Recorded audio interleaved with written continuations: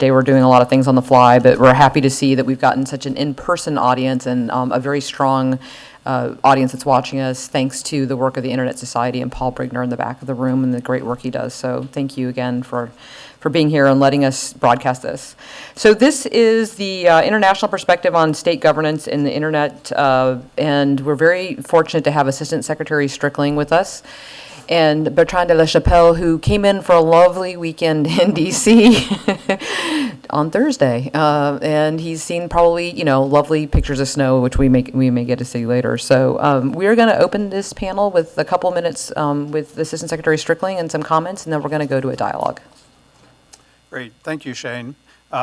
So I guess I'm looking at the only group of people in Washington, D.C. that don't own a sled or cross-country skis or snowshoes. Is that the deal? Either that or you're just totally dedicated to this topic. But I suspect it's because you don't have a sled. In any event, I want to thank Tim Lorden and the organizers of State of the Net for inviting me back to speak this year. Obviously, the snowstorms had put a damper on attendance here this year, but since I only live a few blocks away, I didn't really have an excuse for not coming, other than the fact I did have a face-to-face conversation with 11th Street a few days ago, which resulted in a number of stitches to my forehead and some possible cracked ribs. But nonetheless, I showed the spirit and arrived here this afternoon for this panel. Huh? And still going. Still going, right. Yeah, unbreakable. Yeah, I wish.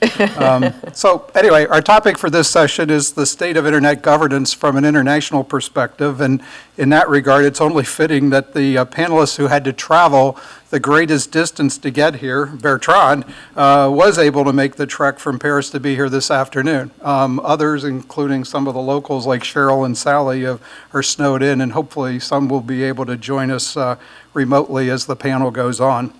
So to introduce this topic, I wanted to provide some perspective on recent developments with respect to Internet governance, and then provide my own list of issues and questions that I think will form the basis of discussions on this topic in 2016 and beyond.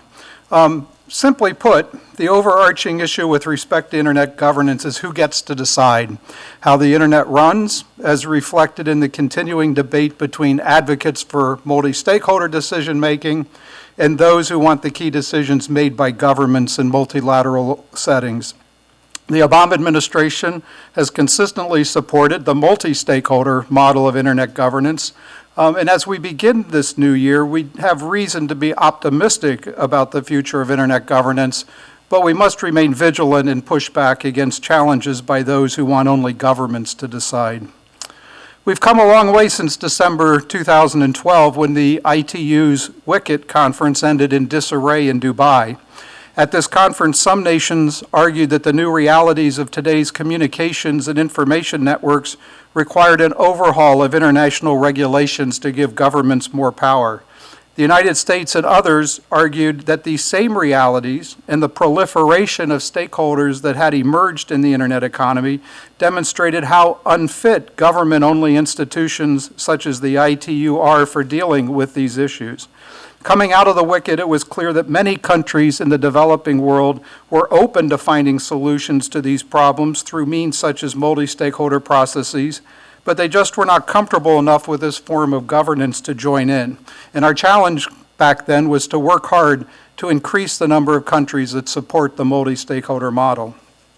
Since the WICET, we have seen greater acceptance of the multi-stakeholder approach in developing countries. In March 2014, we announced our intent to transition our stewardship of the IANA functions to the global Internet community, and our announcement sparked the engagement of stakeholders around the world to develop the transition plan, and everyone has to be pleased by the energy, dedication, and level of effort that's been put forth so far in the development of the transition plan. In April 2014, Brazil hosted the successful Net Mundial conference. The conference brought together a wide range of stakeholders, including technical experts, civil society groups, industry representatives, and government officials, who agreed that Internet governance should be built on democratic multi-stakeholder processes. At the June 2014 ICANN meeting in London, Minister Liu Wei of China indicated some level of appreciation by his government for the multi-stakeholder process, particularly as demonstrated at Net Mundial. And then at the end of 2014, The ITU's plenipotentiary conference in Busan concluded with a consensus outcome that the ITU should remain focused on its current mandate and not expand its role into Internet and cybersecurity issues. We saw this momentum carry over into 2015. Internet stakeholders made impressive progress last year on the IANA transition plan and have managed to work through some very difficult issues on improving ICANN's accountability. India, the world's largest democracy, announced its support for the multi-stakeholder approach to Internet governance at the June ICANN meeting in Buenos Aires. And then in December, the international community provided another boost to the multi-stakeholder model when the United Nations high-level meeting on WSIS agreed to extend the mandate of the Internet Governance Forum for an additional 10 years. This extension, which is twice the length of the IGF's original 5-year mandate, will provide needed certainty to the IGF donor community.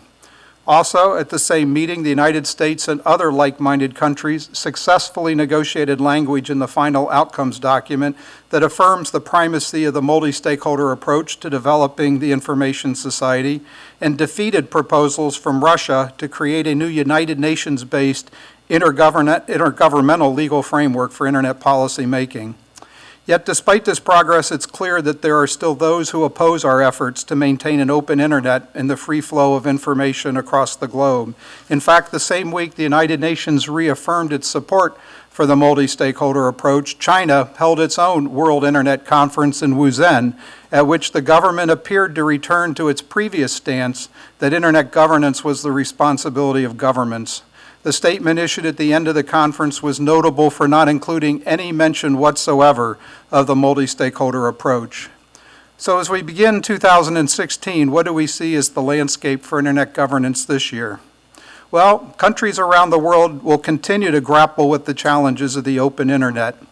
We all accept and take for granted that the Internet has produced dramatic economic growth and incredible innovation, as well as providing an important platform for free expression around the globe. But at the same time, we have seen the growth of sophisticated malware and other cybersecurity threats, and an increasing need to protect the privacy of Internet users and to combat the online theft of intellectual property online. These challenges have tested governments' ability to balance these important interests with the equally important need for openness. In their attempts to do something to protect their citizens and businesses, governments sometimes rush to put up digital walls between their countries and the rest of the world by proposing or instituting data localization laws, as well as imposing limitations on data storage, data transfer, data processing.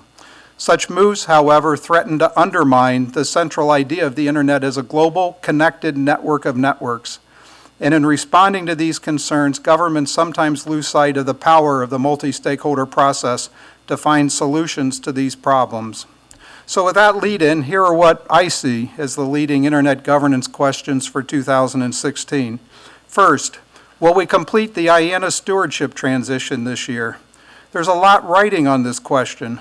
First, of course, we want to preserve and strengthen the multi-stakeholder coordination of the domain name system through ICANN. But second, these efforts to date represent the largest multi-stakeholder process ever undertaken. Not only will ICANN be stronger as a result of this effort, but a successful outcome here will serve as a powerful example to the world that the multi-stakeholder model can solve difficult issues regarding the Internet. Two, will the multi-stakeholder model expand to meet the needs of the developing world? With its new 10-year mandate, the IGF is poised to play a major role here if the global Internet community takes up the challenge. This will also be an important year to determine if the Net Mundial initiative can become a useful resource.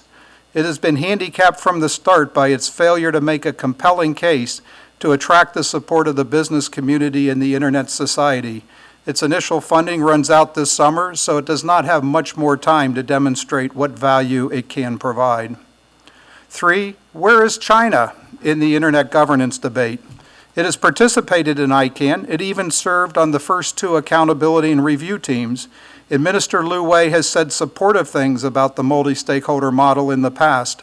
But does the recent Wuzhen conference indicate that China intends to go its own way on these issues, more in line with its recent statements about the cyber sovereignty of nations and the need for multilateral, not multi-stakeholder Internet governance? And finally, can the multi-stakeholder model be used effectively to address internet policy issues that come up in the context of privacy, cybersecurity, and other issues where governments historically have had a mandate to act? For our part at NTIA, we have been utilizing the multi-stakeholder process the past few years as an alternative to traditional legislation and regulation, and we will continue to do so as we complete our work this year on drones, cybersecurity, privacy, and copyright issues. In our final year in office, the Obama administration will remain active and engaged around the globe, whether it is participating in the IGF, at ICANN, or in any other venue where these issues will be debated and discussed. Every one of us has a stake in ensuring the continued growth, job formation, and wealth creation that an open internet brings, and this is why I urge all of you to work to preserve and grow this vibrant platform of innovation, economic growth, and free expression. Thank you for listening. Thank you. And Assistant Secretary Strickling, I want you to know you have well-wishers on Twitter. They say, feel better soon. Now that I'm done, I already do. Bertrand, do you want to kind of give us this idea what you've been working on and any comments on Assistant Secretary Strickling's comments? Yes, thank you, Jane. Good afternoon. My name is Bertrand Chapelle. For those who probably don't know me, I come from France. I used to be the French thematic ambassador in the Ministry of Foreign Affairs for Internet governance issues. Then I've been a member of the ICANN board, and since 2012, I am the director and co-founder of an initiative called the Internet and Jurisdiction Project, which, as the name implies, is dealing with the tension between the cross-border internet and national jurisdictions. The purpose of the initiative is to basically bring the different actors together to implement this multi-stakeholder dialogue approach, bringing together in the last few years more than 100 different entities from governments, civil society, major internet platforms, technical operators, international organizations, and academia. So what I would like to place this discussion under is the topic of internet governance is a very broad one. I want to focus on one that has fortuitously been highlighted by Max Schrems in his previous intervention, i.e. the topic of jurisdiction, which is in another way, it's the question of how do you apply sovereignty in international internet-related matters, and basically how do you apply national laws on a cross-border system that has brought so many benefits. In order to do this, I would like to make a distinction that I'm very fond of, which is the distinction between what would be called the governance of the internet and governance on the internet. In a nutshell, when we talk about governance of the internet, I would include in this everything that is related to standards, to the management of the domain name system, the attribution of IP addresses, basically everything that relates to the logical layer of the internet. What I want to talk more about here is what could be labeled the governance on the internet, i.e. everything that is related to the uses of the internet. And if you look at the definition of internet governance that was embedded into the documents at the end of the World Summit on the Information Society, the definition basically says that internet governance is about the development by the different stakeholders of principles, norms, rules, decision-making procedures, and programs that shape the evolution and use of the internet. So internet governance is about the evolution and use of the internet, and governance on the internet is the second part. In this regard, it is easy to say that there's this tension between a cross-border system, technically, and a patchwork of national jurisdiction, which is basically what the international system is about, separate sovereignties and non-interference in the affairs of others. There's a structural tension there. And with the growth of the internet, on the one hand, we have the immense benefits that it has brought, and on the other hand, as has been mentioned by the Department of Justice earlier today, there's a growing danger of misuse and abuses of the system. And so we're confronted fundamentally with two big questions. One is how to preserve the global nature of the internet and at the same time make sure that national laws are appropriately respected. And the second one is how to provide the tools to fight abuses and misuses while at the same time keeping the protection of human rights and procedural guarantees that we all enjoy. And so this problem is not going to diminish. Quite on the contrary, it's going to increase, because as the internet is being used by more and more people, permeates more and more activities, we are bringing together diversity of actors and national laws and references, be it cultural, religious, political, whatever, that will make the problem and the risks of conflicts only bigger. And so in this environment, what is at stake is how to develop cooperation mechanisms across borders that are as transnational, as distributed, and as participatory as the internet itself. And in this regard, I would like to highlight one element. We are in an environment where the traditional tools of international cooperation are really struggling with this thing. As Larry Strickling was mentioning, international cooperation, like by the way of multilateral treaties, are bumping into the very basic fundamental notion of the separation of sovereignties. And the separation of sovereignties is not very easy, does not make it easy to handle overlapping spaces, cross-border spaces, and particularly the platforms, who now are serving hundreds of millions of people across borders. But in a certain way, and he recapped some of the discussions that have been taking place in the multilateral environment, at the moment, for people who like me and others in this room, have been following these discussions for the last 10 to 15 years, those who were at the end of the World Summit on the Information Society in 2005 and saw the negotiation of the documents see that in the following 10 years, none of the declarations that have been adopted basically went anywhere further than the formulations that were adopted in 2005. And certainly not in the direction of having operational mechanisms. So without discarding the multilateral institutions that exist, they are hampered by a certain number of things, including the fact that just to put a topic on the agenda, you need a consensus of all the member states that are part of these organizations. And this usually delays the problem very long. The other instrument, to take one particular topic, that is available is usually bilateral agreements. And there was a hint at the question of mutual legal assistance treaties. I can elaborate later on. The problem with mutual legal assistance treaties today is that I often qualify them as the switch network of international cooperation. If you want something that scales up and you get 190 countries, this means 17,000 bilateral agreements. And so this is simply not scalable. We need another type of thing. And I know that there are discussions underway at the moment to try to reform the MLAT system. So the problem is that in this context, the multilateral system at best is slow. And if I take one example, which is the Budapest Convention, which is considered as one of the most advanced operational mechanisms, it took 4 years to negotiate, but it took 10 years to put the topic on the agenda. And so any multilateral effort that would be undertaken would in any case be extremely long, if at all it would work. And so in this context, multilateral approach is not very useful, or at least doesn't include the different stakeholders that we need. The bilateral arrangements are difficult to reform, and so what is happening is what I often qualify as a legal arms race, i.e. unilateral decisions by the different governments who legitimately have to handle the issues of misuse. And so the problem is not so much that there is an exercise of national sovereignty, which by definition is legitimate.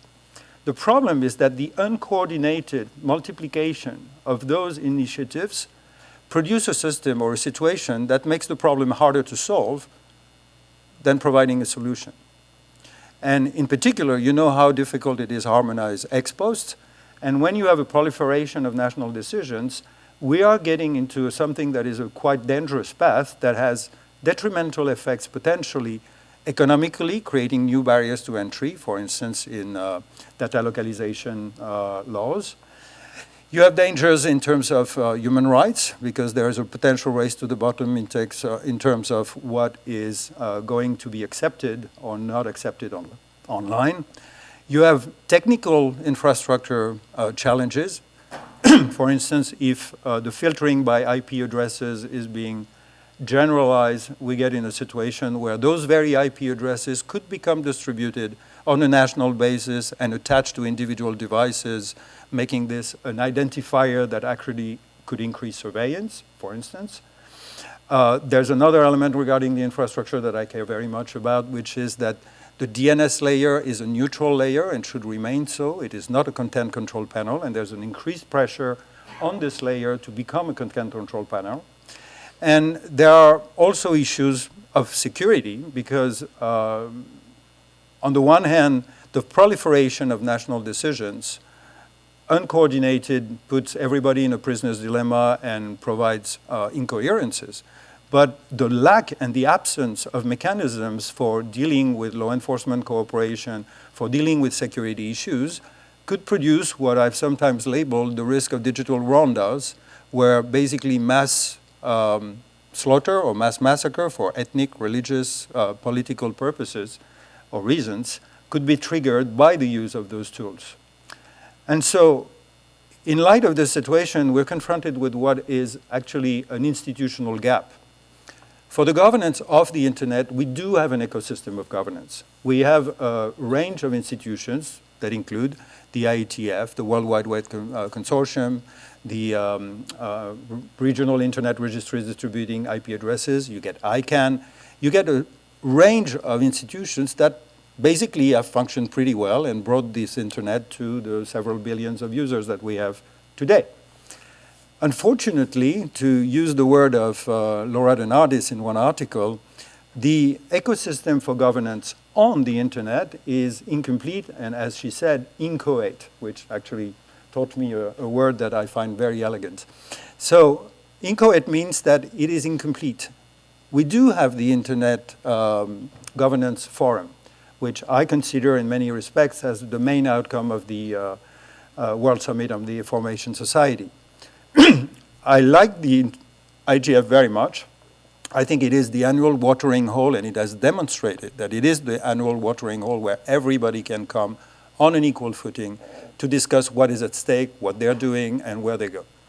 The problem is that, in spite of a lot of efforts, and I commend here in particular the fact that the Internet Society has been very active in trying to make the intersessional work develop through the mechanism of Best Practices Forum.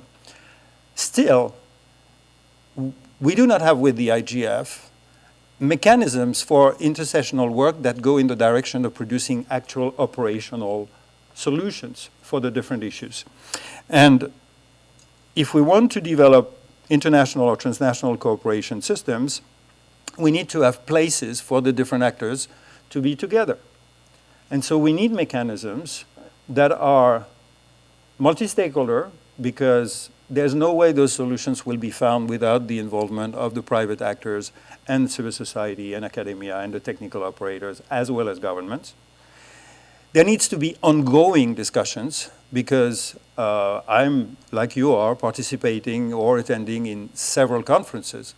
But none of the key policy issues are going to be solved by a succession of 2-hour panels.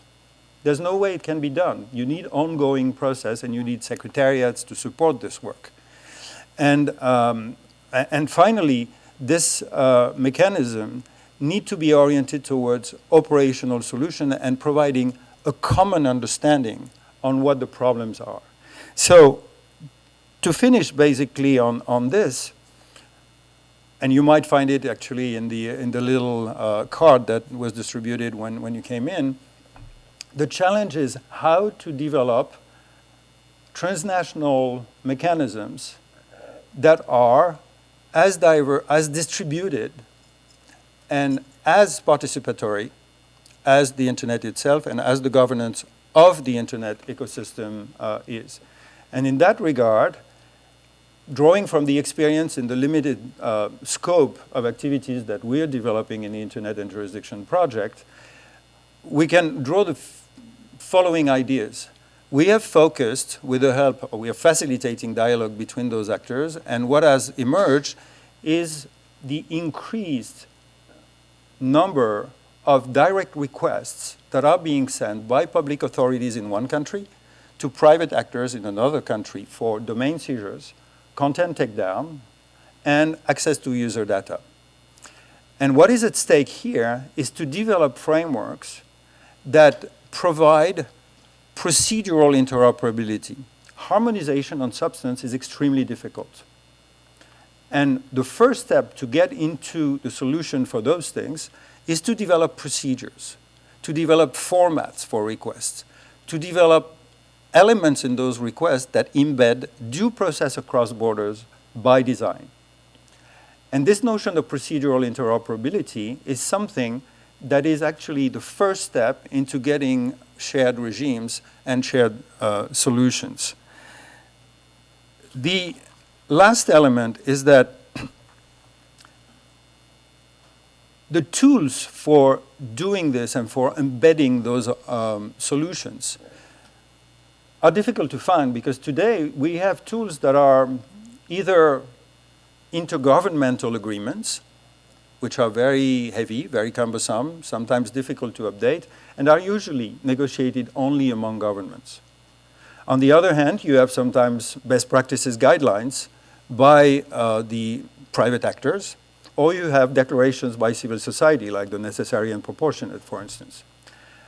But we do not have at the moment any type of new format for agreements, new type of multi-stakeholder regimes that embed the principles, norms, rules, decision-making procedures, and programs that solve a particular issue.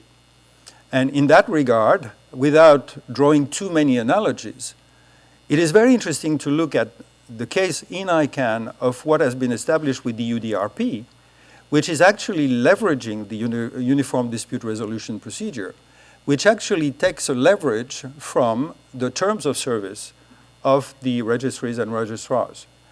And what we're witnessing in the space of the large platforms and the major internet operators is that their terms of service and their community guidelines are actually providing a normative angle on what is allowed or not allowed on those spaces, and that the procedures through which they accept or not accept and process the request that they receive is actually going to be determining, in a large respect, the balance of rights and the guarantee of due process across borders. So I finish with this. What is at stake is creating ongoing multi-stakeholder, and a point I didn't mention, on an issue-by-issue basis, dialogues, getting the different stakeholders around the table to find operational solutions. And one of the big challenges is that this approach, which is an implementation of the multi-stakeholder approach, could be labeled as an approach like bottom-up policy startup. And the whole ecosystem for facilitating the initiation, the support, and the growth of initiatives like that, including in terms of human and financial resources, is not in place at the moment. But I do believe very strongly that developing issue-based networks that facilitate the dialogue between the relevant stakeholders internationally on specific issues is the right way to go, rather than the creation of one institution or one process that would deal with the whole of internet issues. The governance of the internet is distributed, multi-stakeholder, on an issue-by-issue basis. The governance on the internet should function exactly in the same way. I like your comment about it being the annual watering hole, because I used to have an executive who referred to ICANN meetings as the bar at Star Wars.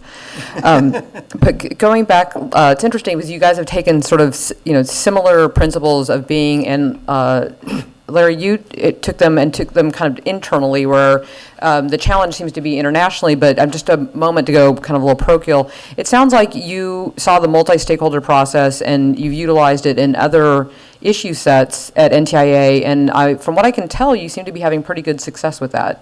Do you feel like, you mentioned privacy, drones, intellectual property? I think we are performing an important service by utilizing the mechanisms. These are for people who don't come out of the ICANN world, and many of you in the audience are quite familiar with ICANN and familiar with how the multi-stakeholder model works there. But if you don't have that background, you are dealing with some alien concepts for people, because particularly in this city, you're dealing with people who are, have built careers on their ability to get things done or to stop things from happening on Capitol Hill. Or know how to file a report at the FCC, and no one else does, right? And people who know how to play the regulatory game. So we are getting people to try to develop new skills. And that's always a challenge when you're dealing with a group of people who have, in large part, dealt with a particular way of responding to things in the legal regulatory world. And now you're saying, well, hey, try something new. So I do think that the people who have come through our processes who hadn't seen this before have a lot of respect for how this happens. I think that we've shown a lot of promise in utilizing these tools in order to make progress where there is little hope of seeing legislative or regulatory progress being made. And we're hoping that we can embed a sense that this is a mechanism and this is a set of tools that people ought to pick up on their own and utilize. They don't need to have NTIA convening people to sit down and solve problems. It goes to what Bertrand said. It's people coming together to solve problems, but maybe we've sowed enough seeds of this that it'll be something that can last beyond the end of this year. But we're going to keep pursuing it. And I think, we have seen a good response to the different topics that we've put out there. And we're going to continue to press forward with these in the existing topics, and hopefully we'll add some more topics this year as well. Thanks. And Bertrand, so what I find interesting is, so obviously NTIA had some issues in front of them that they were like, well, we can solve this for you, or you guys can get in a room and work it out, and we'll put an open dialogue on the internet and we can talk about it. When you're looking at the set of issues that, and I understand that not all of them are ICANN or ITF, related as they're going forward, how much of that is a learning process to understand what this multi-stakeholder concept is, and what are they giving up for what are they getting? Because I get it from a parochial perspective from NTIA. I'm curious from an international perspective. Well, I think there's a very interesting element, which is we are using the expression, the multi-stakeholder model. Let me rephrase this slightly. I believe that the multi-stakeholder approach can be summarized in one sentence. It is the right for any person or entity to participate in an appropriate manner in the governance discussions that deal with the issues that they are impacted by or that they impact. The moment you say that, it is a participatory principle, and it can, as Larry said, be applied in many kind of spaces. The other element, so this is a fundamental definition as far as I'm concerned in my understanding of the multi-stakeholder approach. The second element is, if you look at the governance of the internet ecosystem, institutional ecosystem, there are many different implementations of the multi-stakeholder model. ICANN doesn't function like the IETF, nor like the IIRs, nor like the W3C.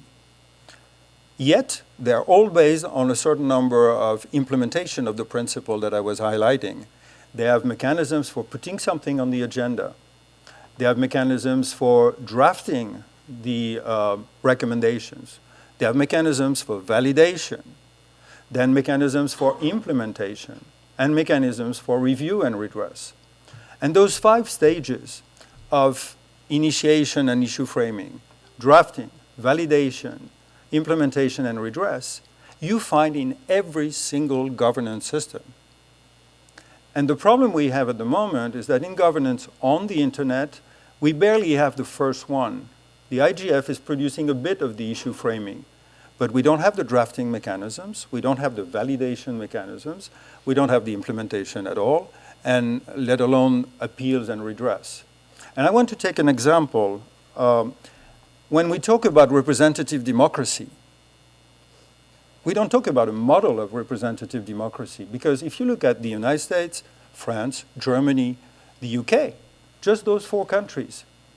They have very, very different ways of implementing representative democracies.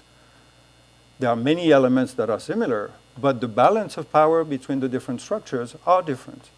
And so when we take lessons from the internet, the governance of the internet ecosystem, and try to transpose it into the governance on the internet to create the new ecosystem or the enhancement of the ecosystem, it is not a copy and paste. We need to be inventive and find new mechanisms. And the last point in that regard is, in the debate between multilateral and multi-stakeholder, I personally witnessed the functioning and the efforts, the very sincere efforts that organizations like the OECD or the Council of Europe are making to involve the other stakeholders. And in my 5 stages, if in the end the validation of something requires the role of governments, or the validation requires a particular role for the private actors, it will vary according to the issue. And so when, for instance, the Council of Europe sets up a working group, as they are now doing again, I participated in the first one, and I will participate as a member in a 13-people working group that will deal with the issue of the responsibility and liability of intermediaries. This group is going to be bringing together governments and stakeholders and other actors from business and from civil society. And this will prepare a potential recommendation by the Committee of Ministers. But the Committee of Ministers will not be drafting the thing. The thing will be prepared by a multi-stakeholder effort. Likewise for the OECD, it was not perfect, but at least their effort in developing the principles a couple of years ago was involving the other stakeholders. So I think if you keep in mind this notion that there are 5 stages, and that basically the participation of the different stakeholders can vary according to the issue, the convener, and the stages, you get a much more flexible tool set to develop tools. But to answer directly your question, yes, we are inventing a new way to deal with those things on topics that have not been necessarily explored in that way so far. But just like Larry was mentioning that it can be transposed at the national level in other topics, I believe that the space of internet governance is a laboratory for issues that are much broader than that. And that the same methodology, the same approach, the same thinking, if we prove that it works here, may be used in other topics, in environment, in the management of common resources, and so on. But at first, we need to prove that it works on this space because it is one of the laboratories. So going back to my policy petri dish over here. So the first time you guys did this outside of the ICANN sphere was privacy, I believe. And was it a little angst-ridden? People weren't sure this was a new process, and then once you got them comfortable with it, I'm not sure that you had the same 5 that Bertrand's pointing out, but so let's say you got the privacy one going, you had pretty good uptick with that, and I'm going to guess was drones next, I think. So the second one was facial recognition, and there we hit a road bump because we had a group of stakeholders who decided they'd rather do nothing than to continue to discuss in a room where they felt they weren't being listened to. We still hope they come back because the process will be stronger with them in the process, and it's not like they have an alternative place to go to particularly, but it is important to keep people engaged in these things. I wanted to come back on a comment Bertrand made, though. I've heard this construct of governance of the internet and governance on the internet. And I know Bertrand's used it, and other folks have used it out there.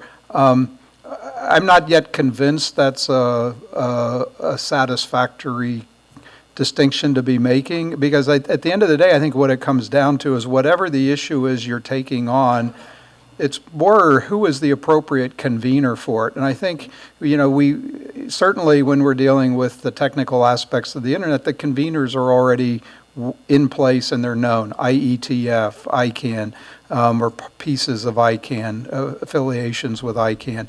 When we get into these other issues, the convener isn't as clear, but that doesn't mean that the convener is well-defined and only certain people can play that role. And I think that's part of what you're seeing with the Net Mundial initiative, is that there you had at least a group of people come together representing various interests and to try to determine, okay, how do we go about becoming a convener for getting people to bring issues and structuring multi-stakeholder discussions around it. And there really has been zero uptake of the structure in terms of performing that particular role. But that doesn't mean there was anything invalid about the effort to do it. Lots of criticism about the processes used, but it comes back to my point, which is what you need to get these things going is you need to have a convener that people will come behind and support and say, yeah, that sounds like a worthy discussion to have and I want to participate in it. And so I don't think it matters at that point whether it's on the internet, off the internet, in the internet, above the internet, below the internet.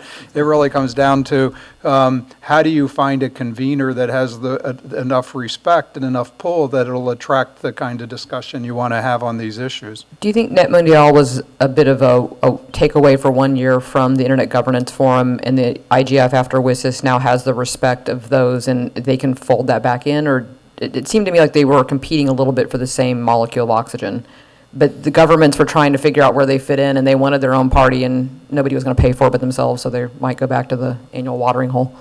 So I think it'll be an important discussion this year to talk about the relationship of Net Mundial Initiative and IGF, and is there a way to, is there something additional that, having gone through the Net Mundial Initiative process, that can now be brought back into the IGF context? I think that's a very useful and important conversation to have this year, and I expect folks will be having it. Other than additional governments in Net Mundial, what is the difference?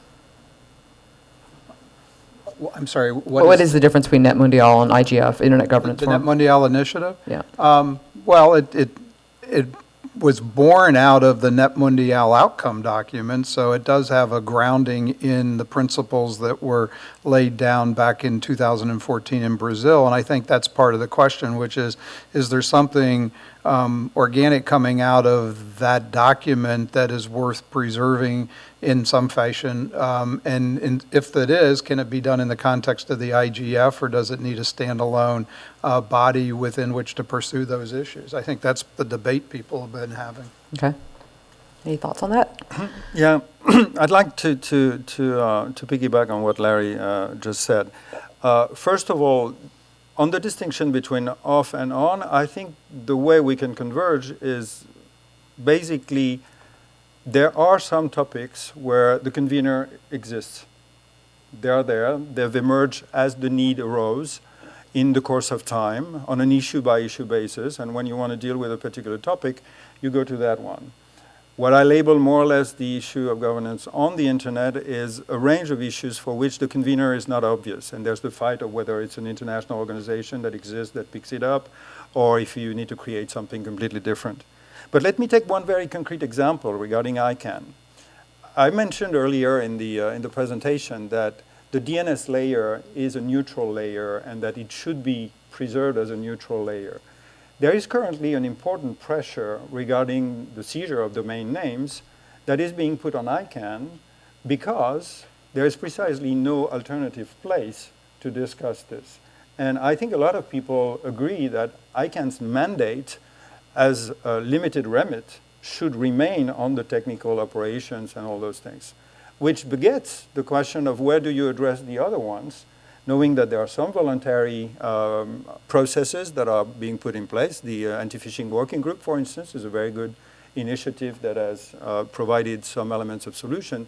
But generalizing this, if there is not a parallel space or a parallel convening power that allows the stakeholders to discuss the issues related to when can a domain name be seized because of content that is below, then the pressure will come on ICANN, and because it's the place where the actors are. And so this distinction is about where to bring the discussions beyond the existing institutions if we want them to remain at the technical level.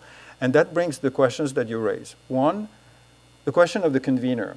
The traditional way of doing international cooperation is to have existing international organizations with very specific mandates, get UNESCO on science, culture, and so on, World Trade Organization on trade, the WIPO on intellectual property, and you can go on and on. The problem is that most of the issues that we're trying to deal with, they overlap those institutions. And each of them is very legitimately beginning to discuss them, but every time they are bound by the mandate that they have. And so where do they get together? And in the Internet and Jurisdiction Project, we made a big effort to involve the secretariat of those organizations to make sure that there was a form of coherence and coordination among what is happening there. The core element about the convener is that it can be almost anybody, provided one fundamental criteria, which is neutrality. This is absolutely fundamental and essential. And if there is a neutrality and a sincere effort by whatever group, small or large, to say, we think there is a topic there, the relevant stakeholders should be around the table, and we will play a facilitation role, then people will come. It's a little bit like in the ITF, the birds of a feather concept. You call for a first meeting, and if people come and say, well, yeah, we find this topic important for us, and the ones that I mentioned around jurisdiction, I can tell you that all the different stakeholders consider that it is an important topic for them for various reasons. If there is one actor that takes the flag and says, we're going to facilitate the discussion, people are willing to come and participate. The key element in that regard is we are, as we said before, developing those procedures. And when we say relevant stakeholders, to echo once again what Larry was saying, there are two challenges in who is around the table. Or actually, there are three. One is how to make sure that the ones who need to be there, that must be there for the topic to be addressed, are there. How can you force them, quote unquote? How do you entice them to be around the table because they do have an impact on the topic, and if they are not there, anything that is being discussed will not work. The flip side of this is how do you make sure that those who do not have necessarily the means to participate because of cost, because of time and so on, are included, or their perspectives are included in a certain way. And the final and most important element is what are the procedures for this?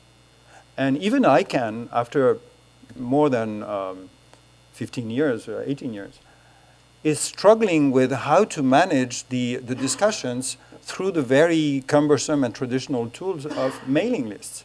And I see smiles on people who manage or participate actively in the CWG and CCWG.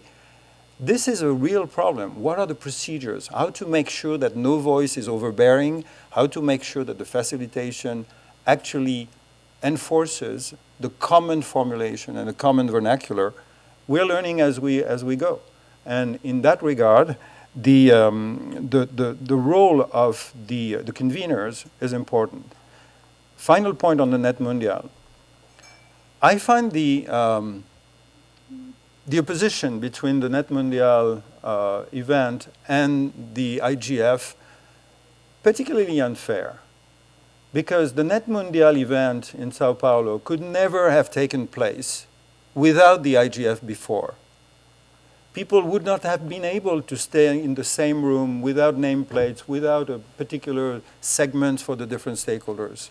I personally moderated 2 sessions at the IGF before the Net Mondial on the range of declarations of principles that had been adopted by an incredible number of actors. And everybody at the IGF agreed that, yes, there was a huge convergence and it would be great to have one single document. And so what happened is that Brazil said, listen, I will plant the flag and I will take the initiative of convening people to try to develop what everybody seems to be ready to do. And they did it. And now it feeds into the IGF very nicely because it has been a product. And it was the first time that there was an attempt at drafting something in a multi-stakeholder manner. And the format that was used is something that I qualify as a fishbowl format, where you have a drafting team that is in a room and everybody is watching exactly how the drafting team is functioning. And it was really fun. And it was actually not perfect, but it really proved that it is possible to develop something in this way. And coming back to my 5 stages, this was the first time that The second leg, which is drafting, was tested in a multi-stakeholder manner in a non-pre-existing institution. And I think it's very positive. Now, the Net Mondial initiative was the next attempt to say exactly what I was saying earlier.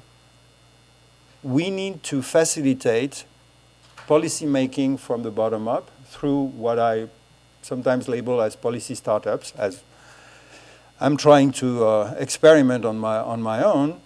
And we do not have a mechanism and a system that facilitates the emergence of those things, that nurtures the conveners who want to take a topic, that supports them. And I think one of the objectives, maybe not completely fulfilled, but one of the objectives that the Net Mondial initiative had and still has is to catalyze and support policy initiatives that come from the bottom up. Where they go afterwards is depending on the issue.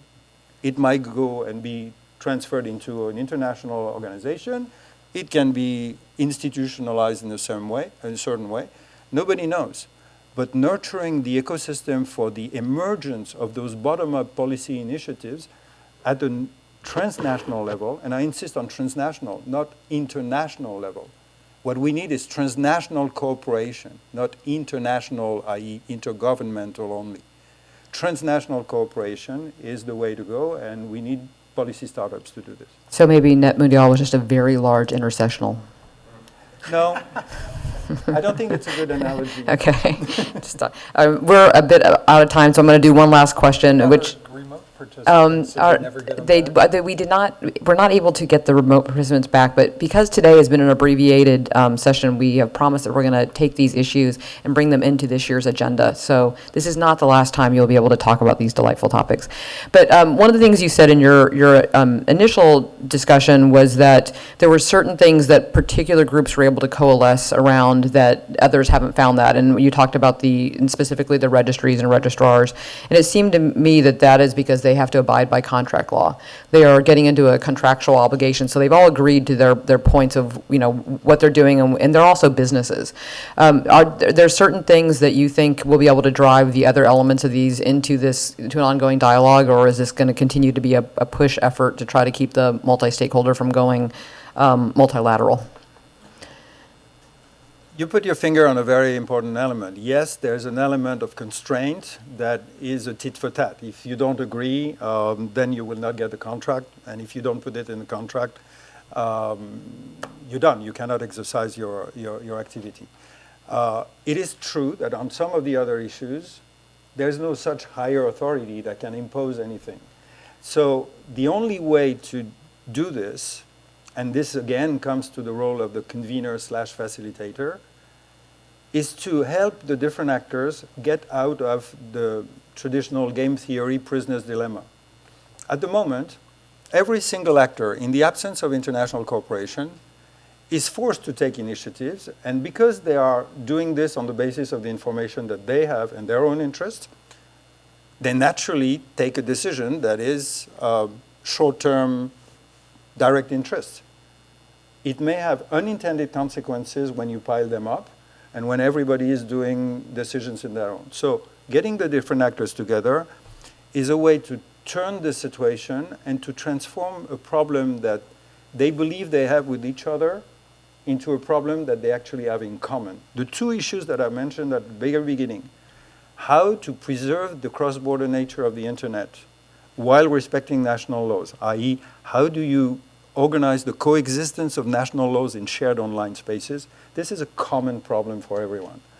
Likewise, how to fight misuses and abuses while respecting human rights and so on. I'm sorry, it's a common problem. How they organize this and whether there is a way for them to have a sort of non-zero-sum game and positive-sum game may not work all the time, but at the moment that's the best we have. And Larry, in your opening comments, you mentioned who gets to decide. Do you think that we've done this long enough now, I guess, depending on which one you're counting on, 10, 15 years, that people feel pretty confident that this is the way we should be making decisions going forward with not only the internet, but as you've demonstrated, other issues of government? Without question. The benefits of this approach, again, compared to any other, are speed, flexibility, responsiveness, the ability to solve a problem that's still a problem when you come up with the answer, as opposed to the alternative processes that yield results that by the time you get them, the problem you were trying to fix doesn't exist anymore. So I don't think there's any question about the superiority of this form of attacking and dealing with problems. The challenge is finding the legitimacy around it so that people accept these outcomes and are able to take action on them. Again, it's worked out incredibly well in the technical space of the internet, and the question is, how do we build that legitimacy on these other issues where there are other people who are basically saying, well, that's my decision to make, and I don't really care what all these other stakeholders think. So I think that's really the threshold question we're facing as we try to expand this process beyond where it exists today. Great. Thank you both for a really enlightened conversation. Apologies to George and Sally. We will get you into another dialogue on this soon, and please help me in thanking our panelists.